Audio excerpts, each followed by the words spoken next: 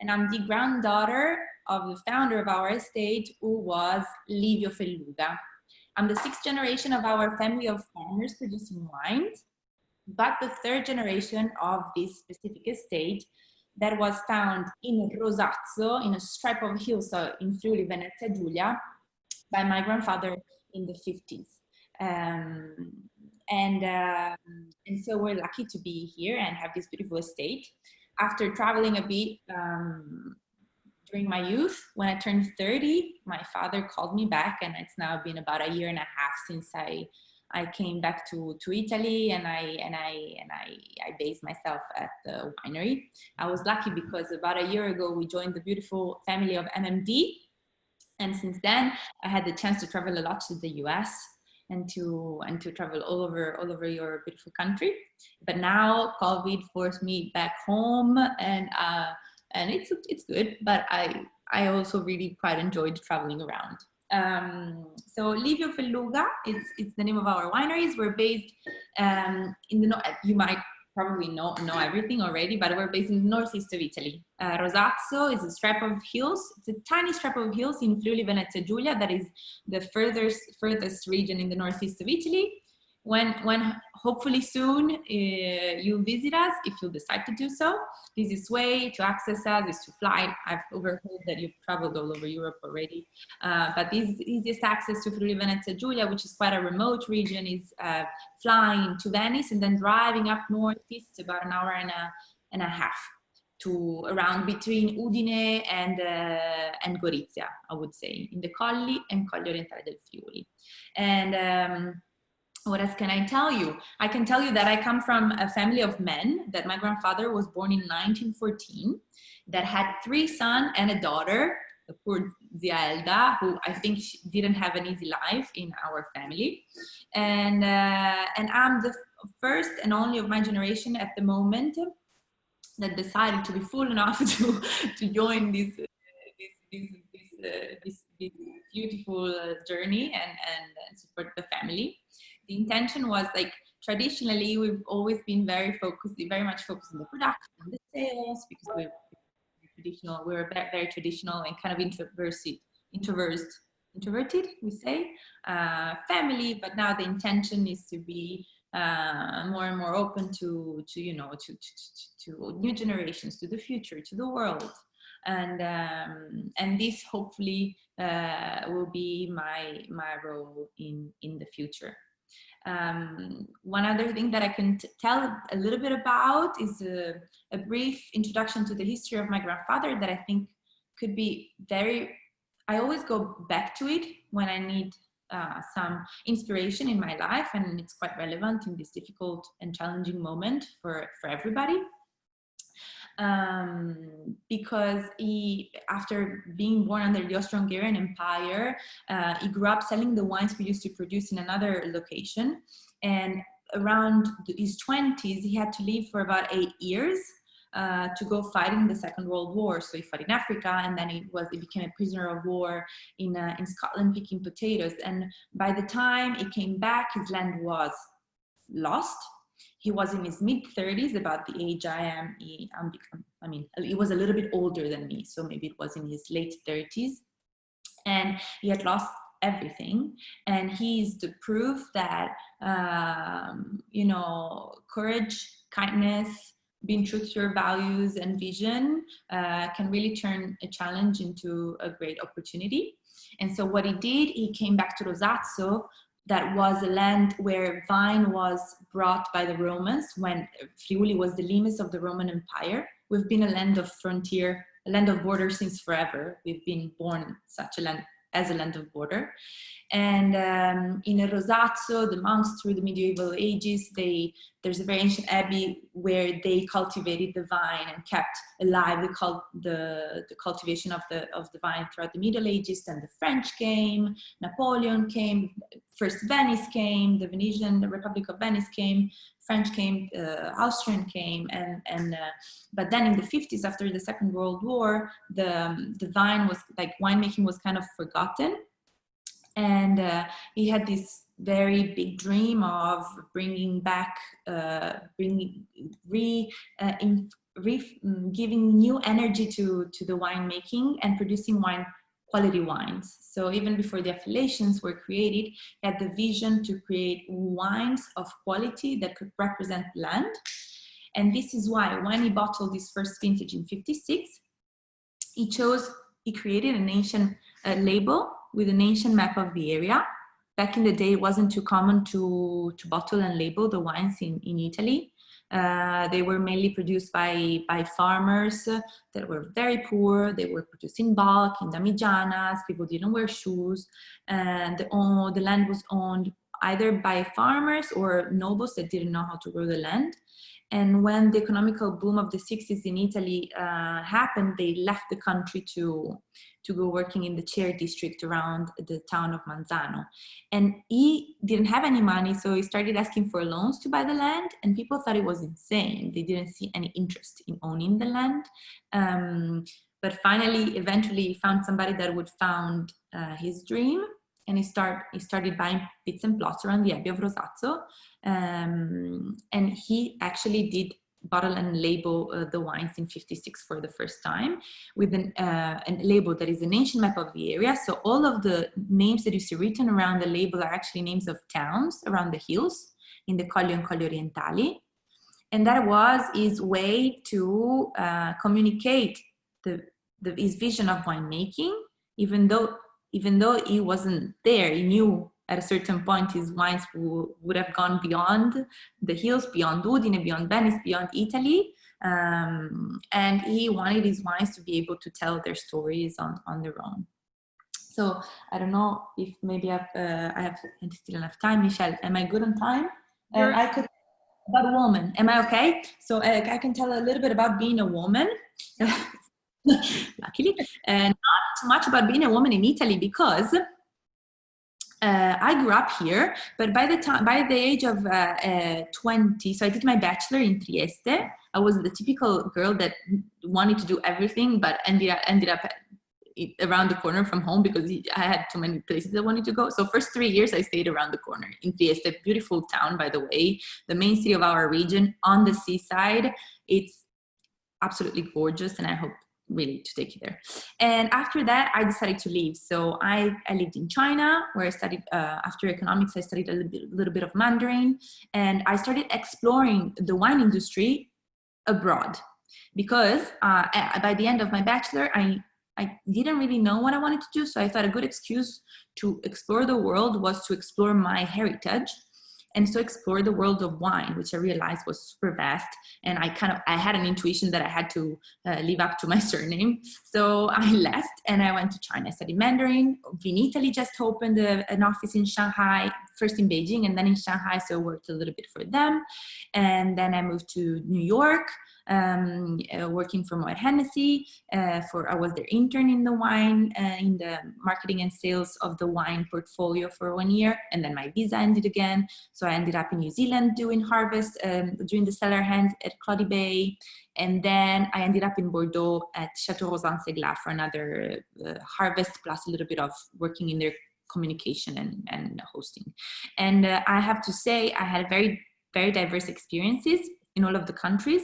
I would say that in China, I had very much enjoyed China. Life was way too easy for me because I was a foreigner, and back in the day it was so easy for us to live there. And I noticed that in China, from a job perspective, there's more equality between the genders. The heaviest inequality happens between social statuses. So I could see women in management positions that were very, very well respected and that had a very successful career. Wine, of course, was very undeveloped still. It was 2012, 2013. I could recall the first wine bars opening in Beijing and Shanghai. They were very rare. And I haven't been back since. So I'm very curious to see how it has changed. In New York, of course, you know it better than I do. But I recall when I was a kid, and I would, go along with my father and accompanying him in some job trips, meeting the sales forces. So going in the market was full of men only men, like a little bit shark-like. Like they were very, do we say sharks in English? So very big, quite aggressive men with these very colorful ties, and it was heavily men-based in the restaurants that we visited, or the sales force that we used to encounter from our importer or distributor. And I could see that changing while I was working in New York.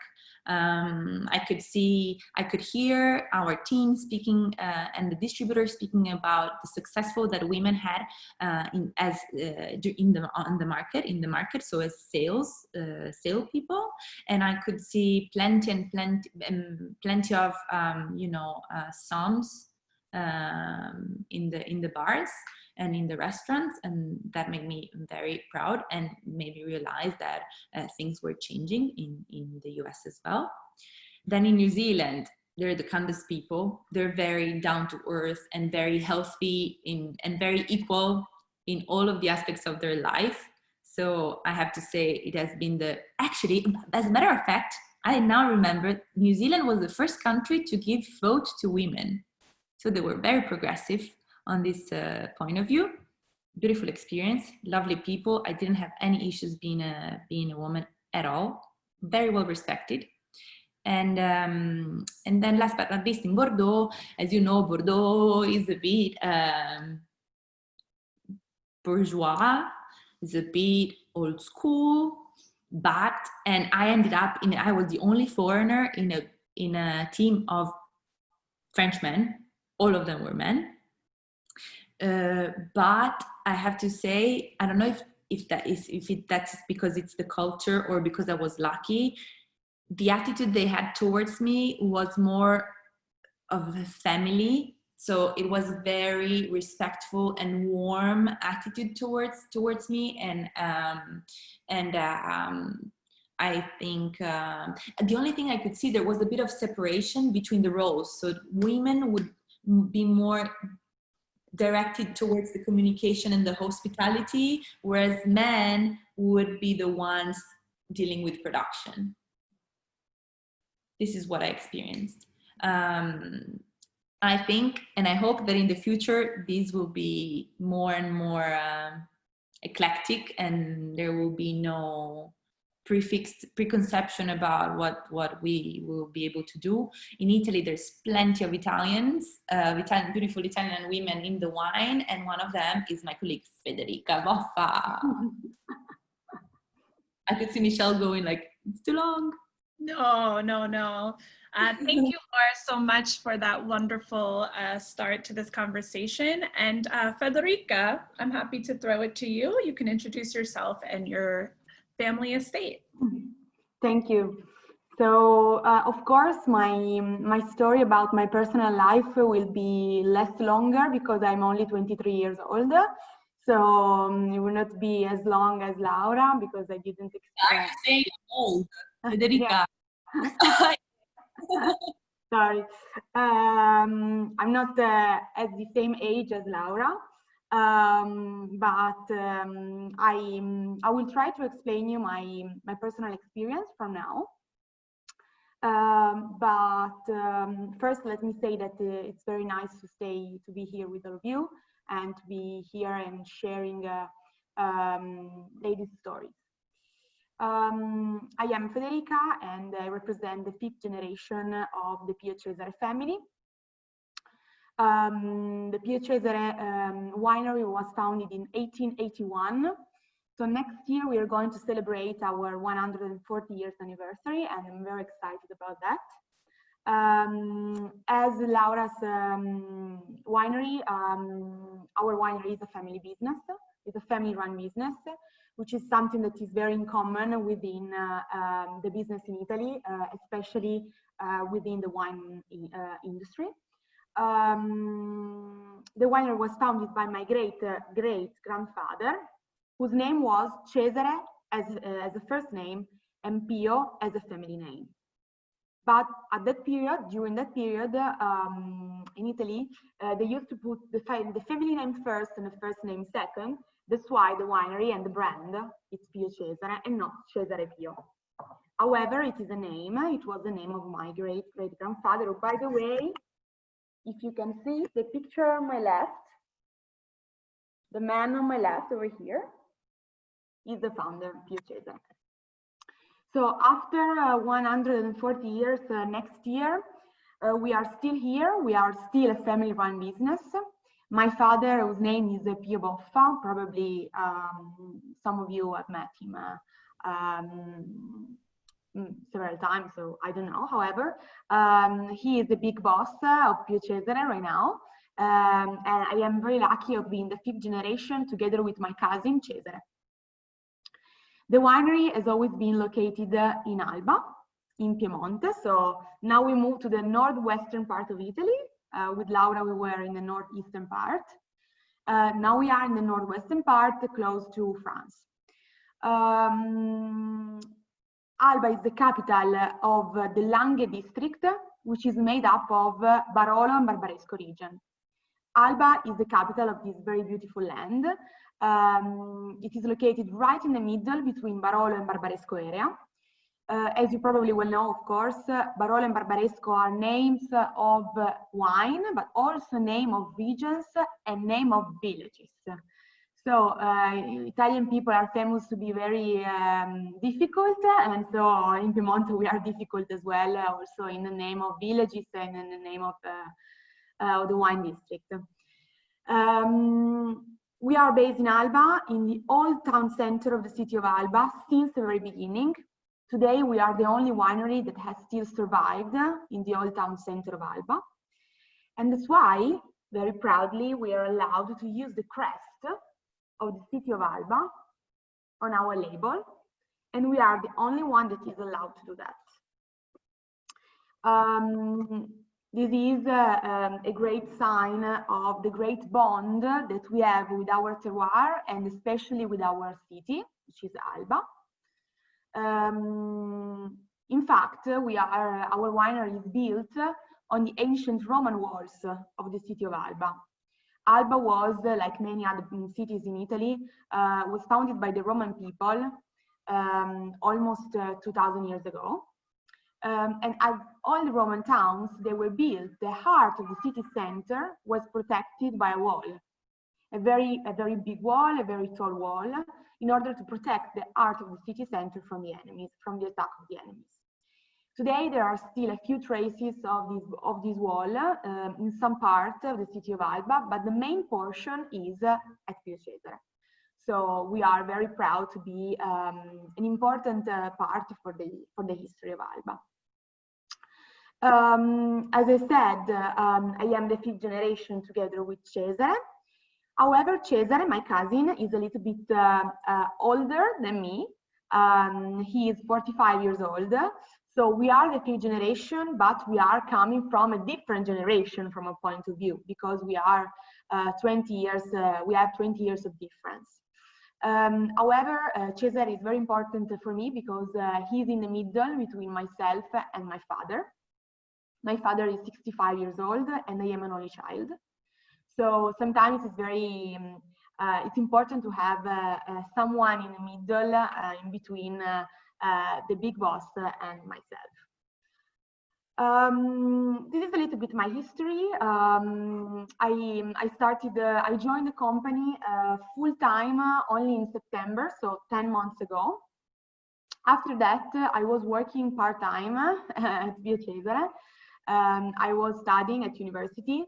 I was studying business administration in Torino, which is the capital of Piemonte, and it's a very beautiful town. And I hope that you will have the chance to visit it together with Trieste, because they are the most important cities of Italy. Completely different, but very, very nice cities. So I was studying, but I was also traveling a lot. And I started to know a little bit more the secrets about our wineries and about our vineyards. However, since September, I am 100% involved in the University of Pio Cesare. So no, well, I'm officially part of the team. However, my story starts many years ago in the wine world, because I was very lucky I live on top of the winery with my father, with my mother, with my grandmother. So I've always breathed the atmosphere of Pio Cesare and the atmosphere of the wine world. I was very lucky to travel the world when I was a little girl with my father, with my mother. And I also had the chance to learn English when I was very young, because we had a lot of clients coming to the winery, and I was traveling with my parents, even if I was very young. The conversation at the table and the conversation at home was always about wine, not only Pio Cesare, but also about wine in general. So I grew up breathing the air, and so for me, the choice of being part of this team was almost natural. Was a natural development of things. It was in my DNA, let's say. But I think that the part of the new generation, the new attitude, it's in the end of the conversation. Correct, Michelle? Actually, I think this is a perfect time. Let's talk about the next generation. Okay, you are from historic estates. Federica, tell us what you see for the future of your estate. Before talking about that, I would like to talk briefly about what it's like to be a female in the wine business. It is exactly the same as for men, in my point of view. It's not a question of being a male or being a female. The point is to be in the wine business, for me.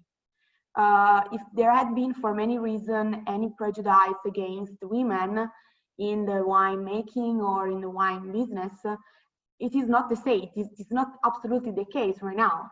In Italy, but also globally, there are so many women that are running the company, and they are running the company sometimes even better than men, because they say that women have more sensibility, they have maybe the capability of seeing things from another point of view. And for me, this is very important. Just think about the many brilliant examples of women running company in Italy, but all over the world, in US, in France, in Chile, in Argentina, in Australia, in New Zealand. So for me, it's exactly the same as for men in my very short experience, which is absolutely not the same as Laura's experience. And then another question that Michelle wrote to us some days ago was, what have you experienced in your travels while promoting your wine? I've been even if I'm very young, I've been traveling the world up and down. Not now, unfortunately, and I'm very much looking forward to starting again. However, for Pio Cesare, it's very important to travel around the world. Our winery and our wines are available in more than 40 countries in the world right now, and our family is visiting each country in the same way. So there are no difference between markets for us. I personally meet a lot of them, and because what is important for Pio Cesare is to impress in our clients the face of our family. So when somebody sees our label, which is a very attractive label, they see the label on the shelf or in restaurants. What we would like that these people would do is to associate our faces, so the face of our family, with our label. So this is very important for us, and that's why we are visiting personally each market in the world. We are not sharing, we don't have roles. So my father, my cousin, and myself, we don't share the countries. We don't have, we are not only US or only Asia. So we are splitting our travels in the same way. However, this is very important for us. Even if we spend a lot of time at the winery taking care of the vineyard and taking care of the winemaking aspect. Thank you, Federica. Laura, can you tell us what you see for the future of your estate as the next generation? So my intention as the next generation, of course, especially learning from these difficult times, would be, first of all, to, so even though we distribute in over 70 countries, our main market is Italy, with keeping over 60% of the wines. And then between Italy, the US, Germany, Russia, we cover about 80% of our volumes. So my idea for the future is to diversify the risk a little bit and to build, to redistribute a little bit our presence over the world. Since my heart beats in Asia, this year would have been the year where I would have regained contact with China, which is a market that is very unpredictable and that will need many years to be built. But this is something I think should a market that should be integrated in the right way in our distribution. So this is on one hand. On the other hand is doing well by doing well what we do, our job, so producing wines, taking care of curating our land, our estate, speaking about this beautiful plot of land, producing wines that will be consistent in quality, show how great wines could age for a long time. I think this is our mission, and I hope my generation will be able to sustain our mission and to always keep following our values. Other than that, probably being a little bit less introverted and learning to share a little bit more what we do with others through the use of new technologies. That could be renovating the website, having a very basic but very but hopefully attractive Instagram that could tell a little bit more about us, of the fact that yes, we're a family business. There is a lot of authenticity and care in what we do. Nothing is fake. It's not only a story. The things we talk about actually happen on a daily basis here. So being able to show this would be a great add to the way to the wines, because for us, I mean, my grandfather had this very, very bright intuition that we could define as a marketing intuition, the fact of labeling the wines with a map, because he wanted to show his wines were a reflection of the terroir, and this was his vision. But other than that, we've never done anything more than this communication-wise. So the way we had of communicating was through the bottle and the label, and the distribution. That was it. Another question would be, traditionally we've been always selling our wines mainly through the Horeca, or do we say Horeca in English? The restaurants. On premise, we say in English. Yeah. Yes. Mainly on premise. So of course now it's a very complicated time, and we don't want to we believe on premise, we hope on premise will always be our distribution, but maybe in the future the way on premise will behave will change, and we will change along to support our clients. Or maybe there will be a way to integrate physical on premise with online or caterings. I'm sure the world will change fast, and I hope we will have the elasticity and the ability to adapt quick, to collaborate with the market and to support our clients without ever losing our identity and you know, ourselves on one. Let's say so. And also one interesting things that we're doing. So to us, a way to do new things would mean giving every time more precise a representation of our estate. So we might start producing some single vineyard, single varietal in the future. We have this project on hand. We are, a way to be sustainable to us is also to take care of our environment. So since we've been lucky to manage the ancient abbey of Rosazzo, that is probably the oldest place where the vine was cultivated in my region and has the oldest cellar. dating the 12th century. An idea, a project that we have is to renovate the ancient stalls. We say stalls, the place where the horses stay, stalls, and the ancient cellar of the monks, and the ancient medieval tower, and bring the production of our two top whites, the Diocesi di Rosazzo whites, that are Terre Alte and Abbazia di Rosazzo, at the Abbey. And build a tiny hospitality center, which we've never done before. So that could be a way to welcome our few of our guests and share the passion we have for wine together there. So this is an intention. But we'd like to keep it special, keep it small,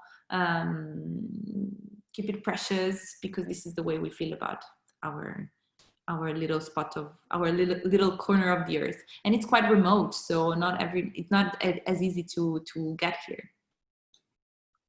Perfect. So before we get ready to taste your wines, Laura, Federica had something she wanted to add. Go ahead, Federica.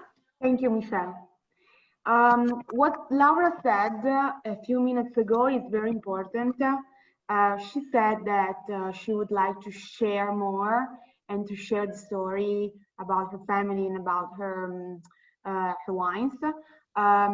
This is very important because we are coming from very traditional families, producing wine since many years, and sharing stories was a little bit not part of the tradition. So that's why our fathers or our grandfathers didn't want to share too much. But this is part of my task, of my mission as being the fifth generation. Take away a little bit the dust from the label, from the Pio Cesare label, in terms of sharing more and showing a new, fresh, a young version of Pio Cesare, which is not, of course, forgetting about the past, but sometimes it's to explain what we are in fact. So explain more about our soul, and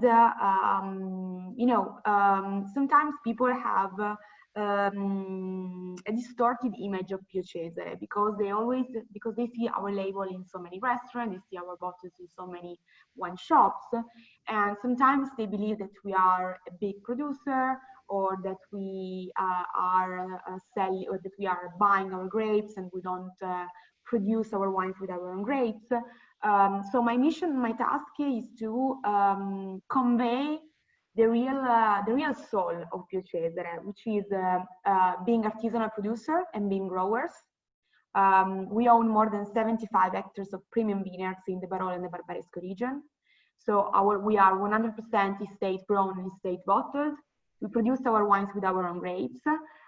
Since a few years, we have decided to get rid of some suppliers of especially Barbera and Dolcetto grapes. And since 2014, we are 100% estate grown. This is very important to say. Which is what is also very important is to underline the fact that we are a small producer. We are making more or less 40,000 cases of wine every year. And the biggest production that we have is our classic Barolo that we are going to taste in a few seconds. Otherwise, Michelle will get angry. So the biggest production is our classic Barolo, and we are making 60,000 bottles of the classic Barolo. And it is the biggest production that we make. We could make so many other bottles, but this is not our philosophy, and this is not our mentality. My great-great-grandfather, the founder, was among the pioneers of the small production of Barolo and Barbaresco in the region, together with Barbera. And so we are continuing his philosophy and his way of thinking, always trying to shape our wines with our own taste. So we're not following any kind of fashion or trends in the market. We are following the family recipe since 1881.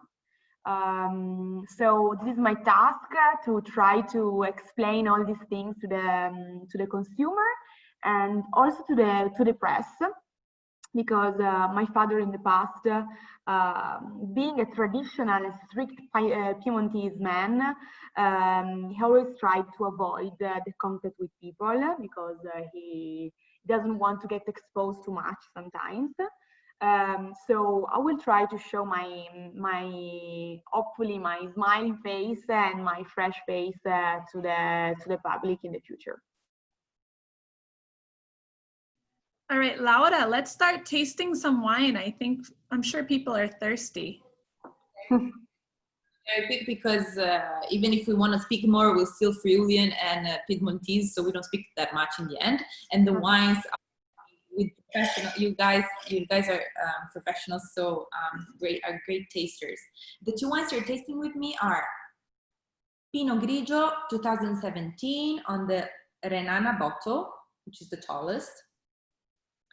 And then on the Burgundy bottle, we have our Terre Alte 2017. I would start with the Pinot Grigio.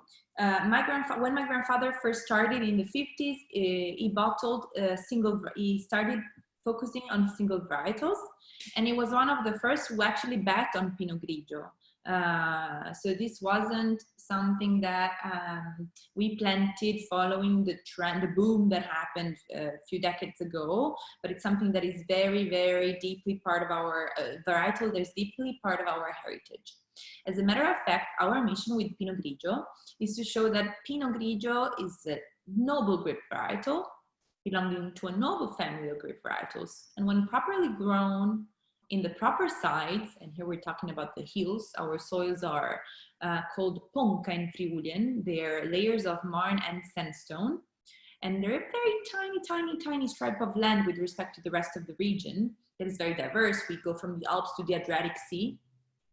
So it's a grape that actually can provide great complexity, depth, capability of aging, and while aging, the typical the primary flavors that are usually of white flowers, of peaches, and mature fruits. Sometimes some sweet notes that I recall, that sometimes they make me recall of incense or white spices. Then really they add up layers of this very savory minerality that is super typical of our area, of our estate, and that I would say makes our wines very recognizable, even when we taste them blind against other wines from all over the world. That was actually, I did a WSET that was very interesting for me, doing WSET, because when wine is your identity and you grow in a family estate, sometimes the risk is to get so much focus on your own wines that you lose the perspective. So you lose the understanding of where your wines stay within the realm of the wines of the world. So that was super interesting. And so this is our Pinot Grigio, and this is 17. So a few years of aging already. A technique, I don't know if we want to go deep in the technical details of winemaking at the moment. Everything is handpicked. So one of the reasons why we believe one of the main reasons we link to quality wine, one of the main things we link to quality wine is labor intensive activities in the vineyard. So that you can have a very high level of control on whatever you do and on the grapes that actually get into the bottle. So we do viticulture of precision viticulture. Everything is then picked. We have a big team of people that is hired all year long, and of course increases during harvest time. And then everything is kept separate during harvest. So my father and I go to the vineyard, we taste the grapes, we do some, tests, and then we kind of know which part of the plot most of the time get along well and can go together, and then they're vinified separately. In the last few years, he's also been experimenting quite a lot. Traditionally, we use stainless steel, but in the last few years, he's been experimenting a lot with different kinds of ceramics, from terracotta to glass, which have different kinds of permeability. We very much love going towards very reductive style of winemaking that really enhances that minerality note, those mineral notes in the aging process. And we're very fond of the screw cap as well, even though in Italy it's not very well received. Markets like Italy and Russia are not open to it yet. For the single varietals, for Pinot Grigio, we have been having good fit during the tastings. So we producing a quality wine made in the vineyard, that nowadays seems something that everybody says it's standard, but back in the day it was very revolutionary. And as a matter of fact, my grandfather was known as one of the main players of initiating the Italian wine renaissance, modern Italian wine renaissance, that reshaped the world of wine in Italy the way we know it today in the 60s and 70s. And this idea of owning the land, curating the land, producing the wine in the vineyard, and a wine that would reflect the terroir of that specific spot of land was considered new at the time. And this is the core of our vision. And of course, consistency, that will concentration and quality that will allow these wines to age.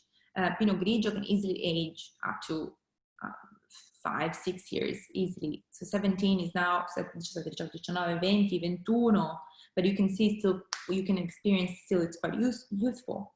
And the body is velvety, and of course, with respect to its category, I wouldn't compare it with a very buttery Chardonnay, but being a wine from our region, this is a wine with depth, length, body, and we achieve that by keeping the wines on the lees as much as we can after the vinification. So this is our Pinot Grigio.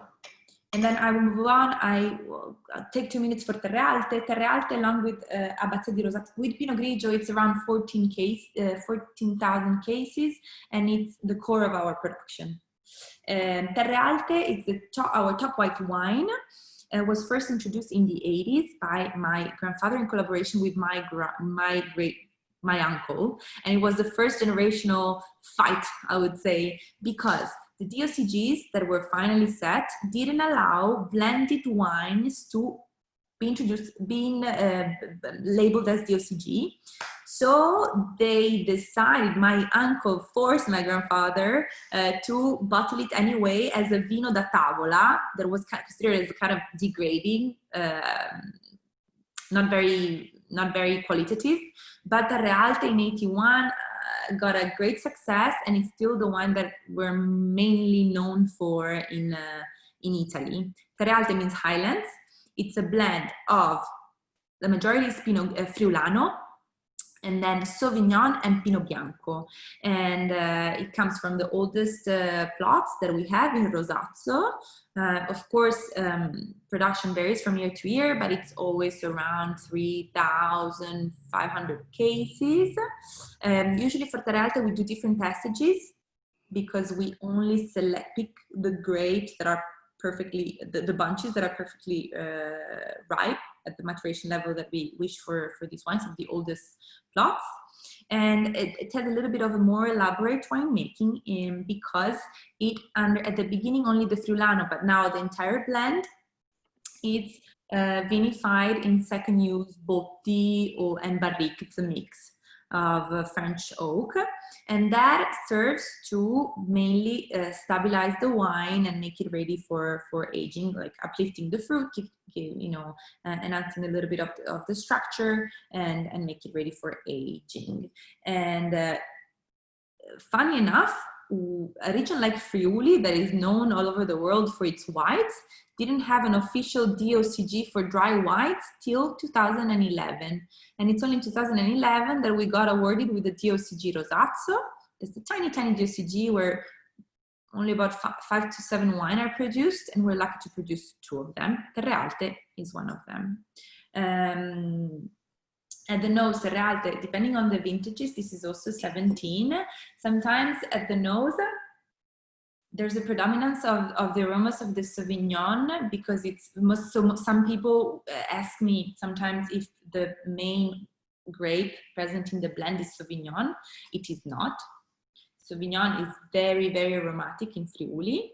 We consider it as a traditional varietal, because we've been growing it for centuries since Napoleon brought it to us in the 1800s. What else can I say? I don't know. Michelle, help me.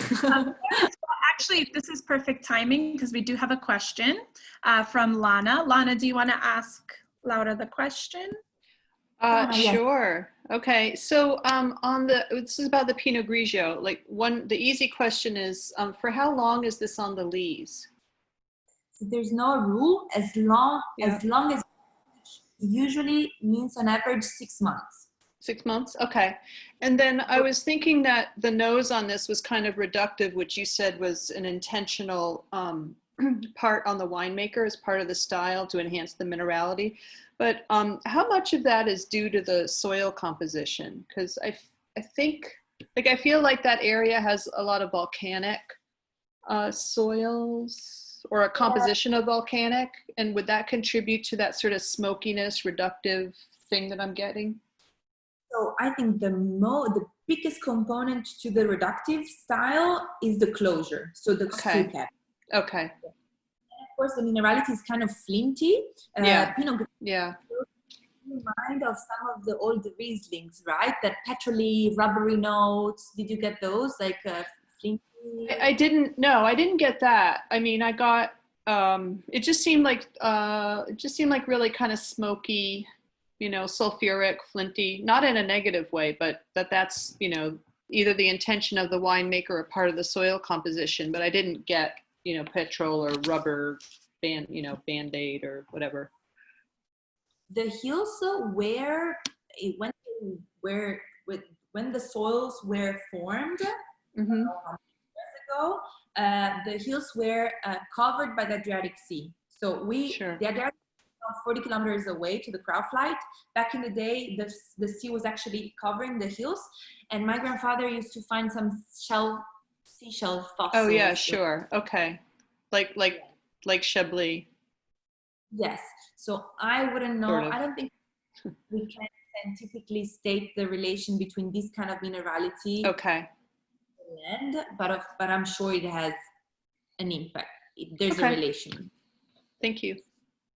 All right, should we move on to Federica? Let's go to Piemonte and taste some red wines. Thank you, Michelle. So now it's time for the reds, and we will be tasting Barbera d'Alba 2017 and Barolo, Classic Barolo 2016. So I'm very happy to have the chance to present these two wines because they are very good examples of Piedmontese tradition and very good example of Cesare philosophy. First, Barbera and Nebbiolo are the most traditional and ancient indigenous red grape varieties of Piemonte. They are today very well known all around the world, thanks also to the great job that all the producers in our area have done all together. And second, they are very good examples of the Cesare philosophy, which is a blending philosophy. Not a blending of grape varieties, because Piemonte is a land of monovarietal wines. So we are making our wines with 100% of the same grape varieties. What we blend at Cesare is we blend different exposures in different positions, different vineyards. This has always been the tradition since the very beginning and will remain the philosophy in the future. Starting with Barbera. Barbera has always been considered a little bit considered in the past. It was considered the everyday drinking wine, a very easy, a very approachable wine that didn't age inside of oak. So the task and the mission of my father and my grandfather before him was a little bit the renaissance of Barbera, to give to the Barbera what it deserves. And that's why our Barbera is grown in the Barolo and the Barbaresco terroir. So we are so crazy to grow Barbera in the Barolo villages and Barbaresco villages. We could plant Nebbiolo to make Barolo and to make Barbaresco and make a lot of money with another Barolo or another Barbaresco, but we don't. Instead, we grow Barbera in that very precious and beautiful location, because we have a great love and a great passion towards Barbera since ever. Talking about this Barbera, so this traditional label, because then we also have a second, another Barbera, which is a single vineyard, but is not the core, the classic style of interpreting Barbera. This one is a blend of 11 different vineyards, mainly in the Barolo and the Barbaresco region, and also in the land in between Barolo and Barbaresco, which is called Langhe area. So the fact that Barbera is growing in the Barolo or Barbaresco terroir gives to this wine all the velvety, all the complexity, all the aging potential as well. So our Barbera is a red wine that can easily age for many years. And that is also part of the task of the renaissance of the Barbera that my family decided and always followed. We are tasting 2017, correct, Michelle? Or 18? 17. So you are tasting a Barbera of 3 years old right now. It is starting to be at its best. It will last for another 4 or 5 years. However, you're tasting a 17. Why? Because we are aging the Barbera for at least 1 year. The aging is done mainly in big cask, so big barrels that in Italy we call botti, big botti. And a small portion of the Barbera is aged also in barrique, so in small barrels of 225 liters. The big botti are all French oak, and the barrique are also French oak as well. So the Barbera is renowned. The typical character of the Barbera grape is acidity. So you will feel this acidity, which is the typical character of the grape, of course. But you will also taste. You will also feel the complexity, the big bones, which is coming from the Barolo and Barbaresco terroir, which is a soil made of mainly limestone and clay. While the soil of Barbaresco is a little bit more sandy than the soil of Barolo, but we are lucky to have vineyards in the part of the Barbaresco area more close to the Barolo region. So that's why also our Barbaresco, because we are also a Barbaresco producer, even if we are not tasting it today, that's why our Barbaresco is a little bit more complex and more masculine than the other Barbaresco you might find in the market. But that is coming just from the vineyard, from the soil, from the terroir. Shall I move to the Barolo? Certo. Okay.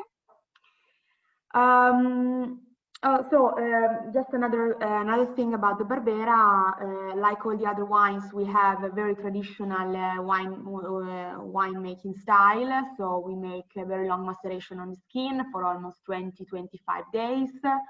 Malolactic is done spontaneously, and then everything is kept very, very, very traditional. What we have changed a little bit also in the vinification process of all our wines, all our red wines, is that we do not pump over, but we punch down since a few years. So we are doing the pigeage, to say it with the French word, because this is what traditionally Piemonte was doing when we started to make wines many years ago.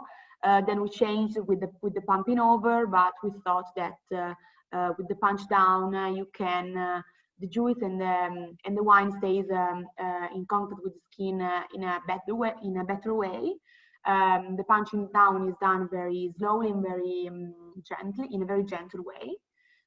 So that's the only thing that we changed since a few years. Then we will taste. We go with the classic Barolo, 2016. So the classic label. Again, this is a very good, well, this is our flagship wine all around the world, together with Barbaresco. And again, this is a very good example of our philosophy. I say that this is a classic Barolo just because the word classic means that it is produced in a classic way. But what does it mean? It means that instead of focusing on a specific single vineyard or on a specific village, we focus on the region in its totality. So we blend different vineyards and we blend different sites. And in my opinion, this is another very good reason to be associated with the MMD family, to be associated with the Champagne world.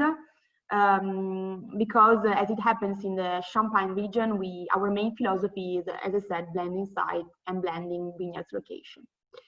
Our focus is to take advantage of the different soil and the different exposures and the different position and the different character of each of the vineyards and of each of the villages. A little bit acting like a great chef or a great director of orchestra. So we try to combine each ingredient. We try to combine each of the performances, and then we try to make a masterpiece at the end, because we try to blend and we try to combine the different performances in just one solo performance.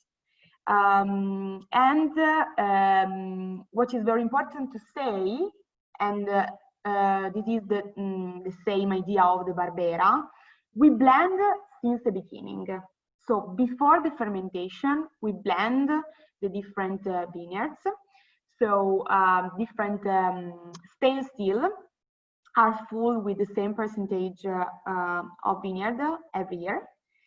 And the choice of the blend is not a random choice, but it was a choice that was made at the beginning of the century by my great-great-grandfather. The only difference with that period is that at that moment we were not owning any land, as all the other producers in the area. We were just producers. We were not growers. Then today we are very proud. We are very proud to say that we are respecting the family recipe with a little plus, which is that nowadays we own 100% the land. The 2016 since 2015 vintage of the Barolo, so the last vintage. This is the second vintage that we have another village inside of the blend. So since 2015 vintage of our Barolo, we have also some Monforte inside of the blend, which is another very important village of the Barolo area. My father was able to acquire 10 hectares of Mosconi, which is the name of a vineyard, a very famous vineyard in Monforte.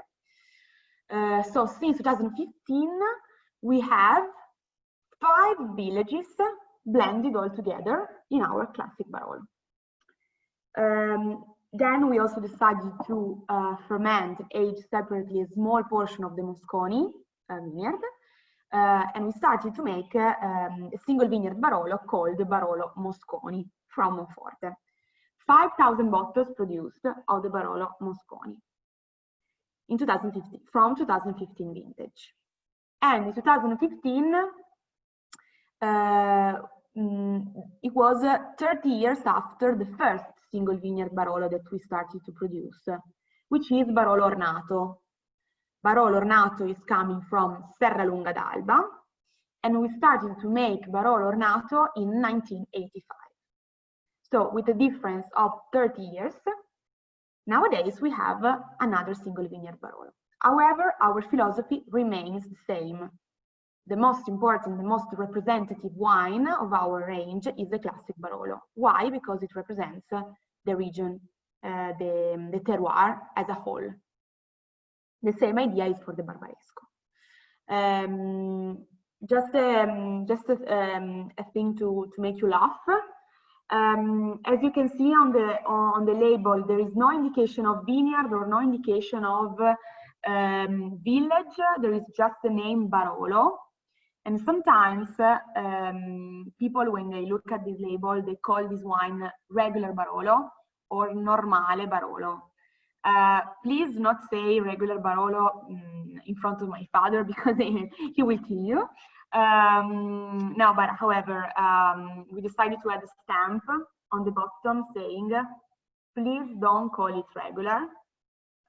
This is a joke. This is just a way to put the conversation on the table and to start to explain that our Barolo is not a regular, it's not a normal wine, but it's Barolo.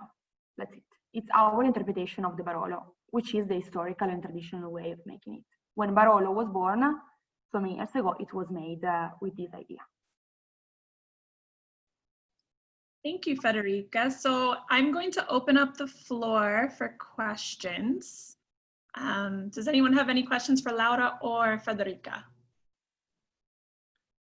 Federica, I just had one clarifying question. You talked about how you make the Barbera with Barbaresco and Barolo terroir. Remind me again why you're deciding to grow your Barbera in those plots and use that terroir. Yes, that's a very good question. Thank you for saying it because I forgot to say it before. The reason why we decided to plant Barbera in the Barolo and Barbaresco terroir is that because we believe that this kind of soil, all the grapes that you will plant within this kind of soil will grow with this particular characteristic, which is masculinity, power, depth, concentration, but at the same time, elegance and finesse. So this is the main idea. The second reason is that because we wanted to bring Barbera to another stage, so to make it more famous and to give to the Barbera what it deserves. And that's why we decided to plant in a land, let's say more